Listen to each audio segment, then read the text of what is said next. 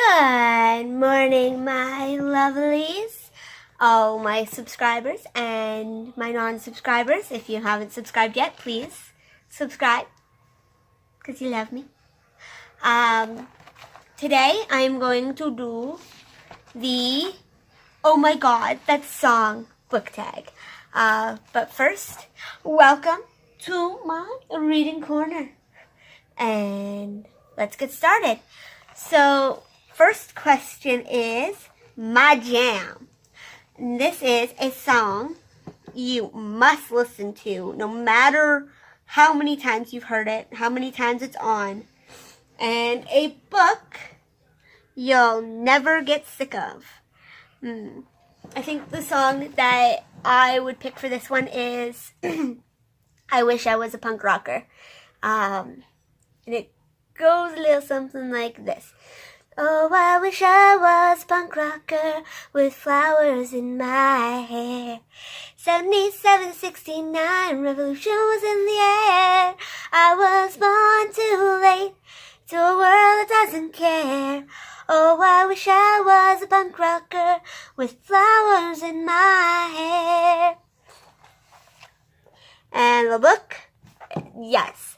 Everybody knows this one already. If you've watched any of my videos, I pretty much reference it every single video. I swear you think that I've only ever read this book, but it's Flowers in the Attic. I absolutely love the Flowers in the Attic series. I have read it countless times. I will continue to read it throughout the rest of my days. Hi, Steve. Alright, number 2 is Throwback. A song that reminds you of your cringiest time. And a book that also reminds you of this time. So, the song I picked was Manic Monday by the Bangles. Because in my crazy preteen mixed up years, that was basically the main song I listened to. With my best friend, we would dance around her backyard and act like idiots. And it was just absolutely fantastic. But my crazy mixed up teenage years were definitely my cringiest times. So, it goes a little something like this. It's just another manic Monday. Oh, yeah, wish it were a Sunday. Oh, yeah, that's my fun day. Oh, yeah, I don't have to run day. It's just another manic Monday. And the book I picked for this time was Watership Down.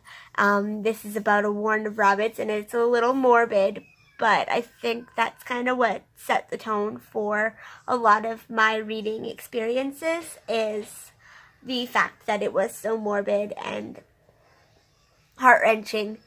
I wanted that feeling again and again and again, and I found it in books. For those of you who don't know what Watership Down is about, it's about a warren of rabbits. And one of them is psychic, and he foresees the imminent demise of his warren toward the end of the book. The general rabbit, he gets rabies, and then a dog attacks the warren, and there's just bloodshed. It's just bloodshed. If you haven't read the book, I suggest reading the book before you watch the movie. I always suggest this. But you definitely want to read the book before you watch the movie, because once you watch the movie, you will not want to read the book. And that recommendation comes from the fact that I have in the past recommended the movie first, and then everybody else is like, oh my God, why would you want to read this? Why would this be any interest to you? And I'm like, because it's bunnies. Poor little defenseless bunnies. Let's see. Number 3, a replay. So, a recent favorite song and book. My recent favorite song has been Get a Bed by Paul Brandt, and it goes a little something like this. We could get a house, we could get a bed, and I think of how nice that'd be instead. Ain't nothing wrong with the great outdoors, but baby, that's what RVs are for. I like my jacked up pickup truck, but I like you 1,000,000 times as much. You deserve the best, honey, we could get a bed. I love that song. Love it. But I love Paul Brent for a multitude of reasons. Not the point. Recent favorite book is one that I've been recommending to pretty much everybody because it's what I do when I find a really good book, especially a book that can transcend the ages as well as this one. And it is Moxie by Jennifer Matthew. I highly, highly recommend this book to anybody and everybody. Why? Because it speaks to a problem that is going on in today's society, and it's relatable in every facet. I'm pretty sure every single teenage girl has felt somewhat how Vivian felt in this book. So give it a read. Seriously, guys, give it a read. Comment down below what you thought of this book. Comment down below if you've read this book and you highly recommend it. Okay, number 4 is Gets Me. This song is me. This book is me.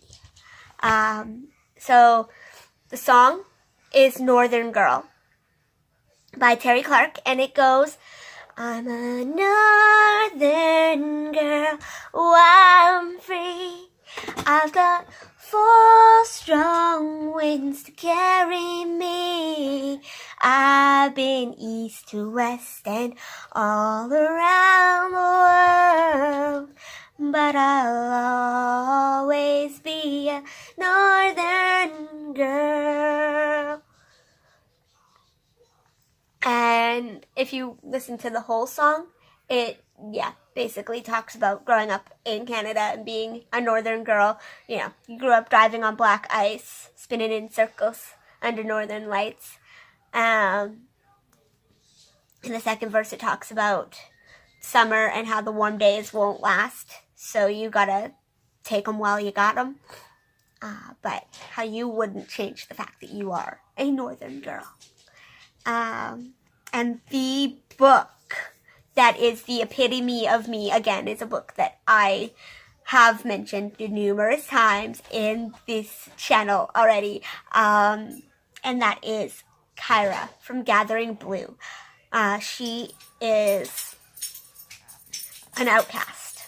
And all my life I've felt like an outcast. So I really get her, and she really gets me. She is me in book form, and I love her. I love her to pieces. I love her strength, and I love her courage to continue on even though her entire village wants her gone. So, the next one is what? The weird book, or weird, but I like it. And a book that stands out for you. Now, I'm not going to sing this song because it's, I don't know if it's really a song. Well, it's the interlude to the song, but it's a kid's song. And I listen to a lot of kids' songs because I have kids. But this one, I love. I love it. It's called Celery Stalks at Midnight / Vegetation Migration. And it's by Al Simmons? Simmons. Al Simmons. 2 M's. Simmons. And basically the entire interlude to this song is a bunch of puns about vegetables getting up and basically migrating from his garden.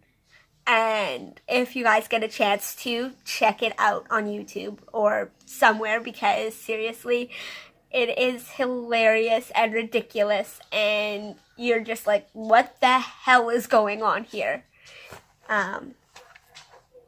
So a book that stands out for me is Between the Devil and the Deep Blue Sea. This book is about a girl who lives in the woods, or not really in the woods, but she lives in a small town, and her mansion is secluded. She's from old money, so nobody in her family really works, but the mansion is run down, and she needs to find a way to get money, so she has somebody board with her, and this guy has powers that can make you follow what he says to do. Like, he's got mind control powers, and it's really cool. It's quite interesting to see the progression of this, and how they end up blaming him for the problems that go on, because they're all about mind control, but it turns out not to be him. And oops, I just spoiled the book. You'll have to read it to find out who is the actual person, because yeah, truth be told, it was in the synopsis that there was a change, or that there was something that happens and he gets blamed for it. So you kind of figure that it's not him. If you get into the book and you get delved into the book, you realize that it couldn't be him. Anyway, number 6 is Let's Go! Best pump-up song and book that inspires you. So my best pump-up song has always been Ordinary Day, or pretty much any song by the Deep Blue Sea, or Deep Blue Sea? Anyway, it goes, well, hey, it's just an ordinary day, and it's all your state of mind. At the end of the day, you just got to say it's alright. And a book that inspires me, again, is another book that I have mentioned already in this channel. It's called An Unexpected Miracle, and it's about a girl named Jennifer DePippo, and she's the one who writes the book, so it's a true story. It follows her from childhood, being smart and really bright and able to, function at a normal 7-year-old level, and then there's a car accident that happens, and this car accident kills her mother and leaves her severely brain damaged. So to the point where the doctors are like, she's never going to walk again, she's never going to talk again. And now, this woman, yes, I have met her, I've talked to her, she's absolutely an inspiration to us all. She walks, she can speak 3 languages, guys, 3. I barely get by with 1. She is absolutely an inspiration to anybody and everybody who talks to her.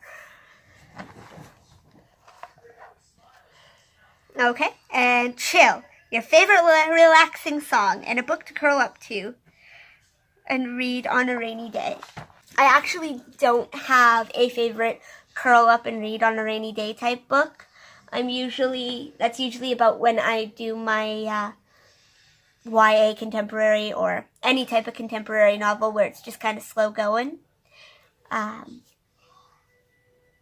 But the chill songs that I like are Moon River, which goes, Moon River, wider than a mile, I'm crossing you in style someday, where after the set, rainbows then, waiting round the bend, my huckleberry friend, Moon River and me.